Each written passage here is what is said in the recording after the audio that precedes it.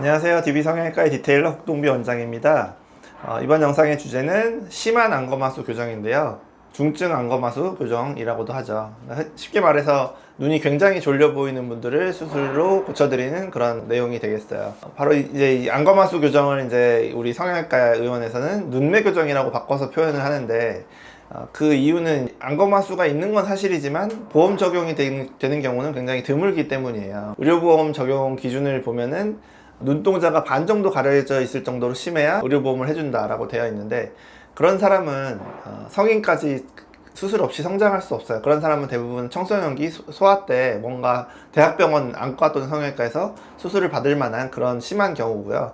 눈이 반이 안 보이면은 살 수가 없잖아요. 그런 경우에 해당되고, 그래서 이제 성인이 되긴 하셨는데 졸려 보이고 힘이 없는 채로 사시긴 했는데, 이제 그런 불편함이 있다가 좀 안 좋은, 보기 안 좋은 모습이 있다가 그걸 수술하러 오시는 분들은 의료보험 적용은 되지 않기 때문에, 이제 안검하수 교정합시다 이러면 또 의료보험 되냐, 의료보험 왜 안 해주냐, 이제 이런 분란이 생길 수가 있고 오해가 생길 수가 있어서 눈매 교정이라는 말로 바꿔서 표현을 하고 있고, 그래서 이제 안검하수 교정은 눈매 교정이랑 같은 말이다, 이 성형외과 시장에서는 그렇게 생각하시면 되겠고요.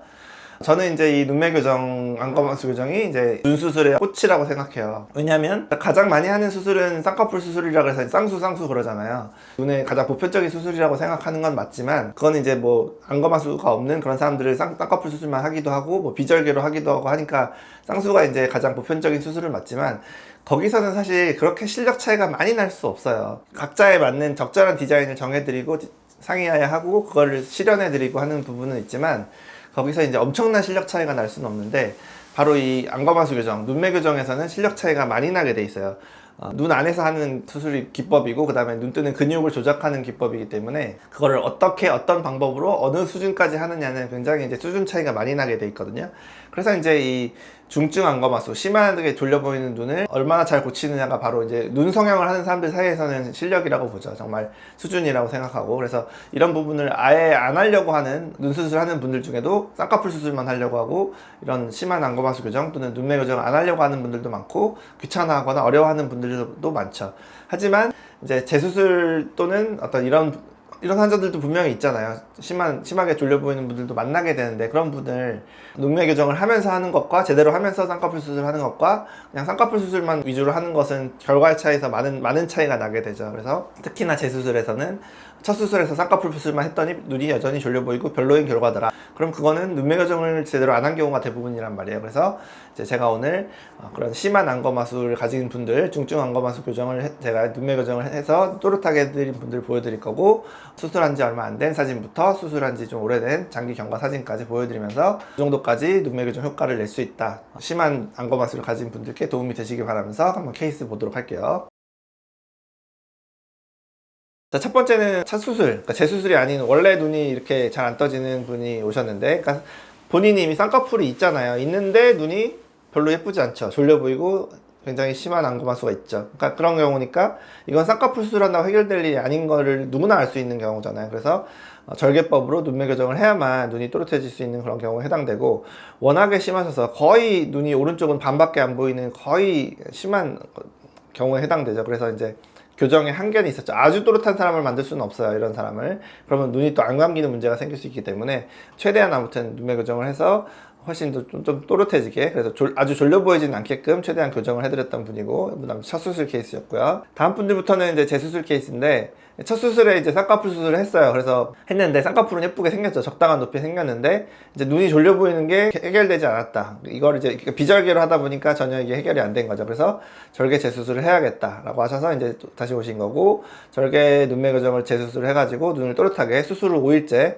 해드렸고, 이 절개 눈매 교정을 제대로 하게 되면 눈을 번쩍 뜨게 하는 거잖아요. 그러면 쌍꺼풀 쪽이 이렇게 압박이 되면서 붓기가 많이 생기지 않아요. 그래서 쌍꺼풀 수술과 눈매 교정을 같이 하면 두 가지 수술을 하니까 붓기가 더 생기는 게 아니라, 쌍꺼풀 수술만 하는 것보다 눈매 교정을 같이 하는 게 붓기가 덜 생겨요. 눈이 크게 떠지니까요. 그래서 이분이 붓기가 적은 이유가 이제 그런 것이고, 눈매 교정 효과가 제대로 나타났기 때문에 이렇게 수술 직후에도 붓기가 많지 않은 것이다 라고 봐야 되고요. 눈이 잘 또렷해졌죠. 다음 케이스도 이제 첫 수술에 쌍꺼풀 수술했는데 풀렸고 눈 졸려 보이는 게 개선이 안 됐고, 아마 이 쌍꺼풀이 고정이 잘 됐다면 이제 쌍꺼풀이 너무 두꺼운 소세지 느낌이 났을 만한 그런 분이죠. 풀렸으니까 그나마 덜 그래 보이는 거지. 그래서 여쭤보니까 맞대요. 그래서 처음에 소세지였다. 그러니까 제가 라인을 좀 낮추면서 눈매 교정을 제대로 하자라고 해서 해드렸더니 이 사람 지금 수술 전후 사진 보면 같은 사람이 맞나 약간 의심이 들 정도예요. 제가 봐도 그렇죠. 근데 자세히 눈썹이랑 문신이랑 보시면 같은 사람 맞죠. 그래서 눈 뜨는 힘, 눈이 얼마나 선명하게 떠지느냐가 사람 인상에서 이렇게 중요해요. 전혀 다른 인상의 사람이 될 수 있다는 거죠. 그래서 굉장히 졸려 보이던 눈에서 굉장히 또렷한 눈이 잘 됐죠. 수술 직후 5일째 사진인데 붓기가 그렇게 많지 않죠. 앞에서 설명드린 대로 눈매 교정까지 해주면, 잘해주면 오히려 붓기가 덜 생긴다. 아주 굉장히 좋은 효과를 봤던 그런 분이셨고요. 다음 분 이제 중년 분이신데 약간 소세지 느낌이 있고 약간 안검하수가 있는, 이분은 아주 심하진 않은데 그래도 이제 같이 가져와 봤는데, 그래서 이제 수술 직후에 수술 5일째 눈이 이렇게 좀 크게 떠지면서 수술 전이랑 후랑 지금 별로 차이가 안 나잖아요. 근데 이제 이게 5일째임을 감안하면 여기서 이제 훨씬 더 얇아질 거니까 소세지 교정도 됐을 거고 눈매 교정도 잘 된 케이스라고 봐야겠죠. 많이 부어있을 때 이 정도 모습이니까. 근데 이후에 이제 오지 않으셔서 사진은 없는데 좋은 결과가 나왔을 것으로 예상되는 분이고요. 다음 분, 이제 중년분이신데 굉장히 많이 졸려 보이죠. 굉장히 뜨는 힘이 약해 보이시고 퀭해 보이고 피곤해 보이시는 그런 인상의 분이셨는데, 쌍꺼풀 뒤쪽을 좀 올려드리는 작업을 하고 그 다음에 안검하수 교정을 해서 눈을 또렷하게 이렇게 해드려서 수술 후 5일째 굉장히 눈이, 이분도 굉장히 인상이 달라지셨죠.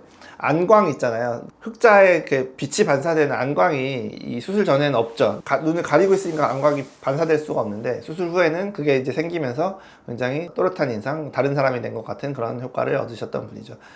눈매 교정을 잘하면 이 위에, 눈 위에 꺼진 거 있잖아요. 이런 것도 좀 개선이 돼요. 물론 이거는 좀 부어있을 때니까 더 개선돼 보이지만 분명히 효과가 있다. 그래서 눈이 안 떠지면 이마를 들고 그러다 보면 눈이 더 꺼지는 건데, 그런 부분이 개선되면 꺼짐도 약간 좋아지는 부분이 있다. 그래서 눈 꺼짐에도 효과가 있는 것이 바로 이 안검하수 교정이 되겠어요. 마지막 케이스, 아주 졸려 보이진 않지만 왼쪽 눈이 좀 많이 졸려 보이는, 뜨는 힘이 약한 비대칭 안검하수 케이스죠. 그래서 왼쪽 눈 위주로 안검하수 교정을 해서 대칭을 딱 맞춰가지고 눈을 또렷해지면서 대칭도 맞춰드린 그런 케이스였고, 아직 한 달째지만 붓기가 아주 약간, 안쪽에 붓기가 약간 있어서 통통한 면이 있죠. 하지만 이제 여기가 제일 늦게 빠지거든요. 그래서 요거까지 좀 빠지고 나면 좋은 결과가 예상되는 그런 분이죠. 그래서 절개 눈매 교정을 하게 되면 이런 비대칭 안검하수도 교정할 수 있다를 보여주는 케이스고요.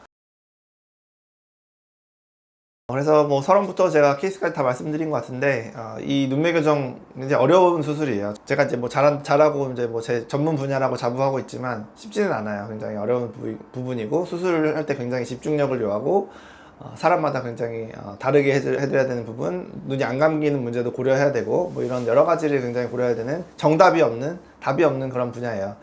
제가 예전에 어떤 은퇴하시는 70대 80대 선배님들한테도 자기가 이제 지금 은퇴하지만 아직도 눈매 교정, 안검하수 교정 부분은 정복하지 못하겠다, 알다가도 모르겠는 게 바로 이 눈매 교정이다 라고 할 정도로 어려운 분야라는 거죠. 그래서 그렇기 때문에 병원마다 실력 갭, 결과의 갭이, 수준 차이가 굉장히 큰 수술이라고 할 수 있어요.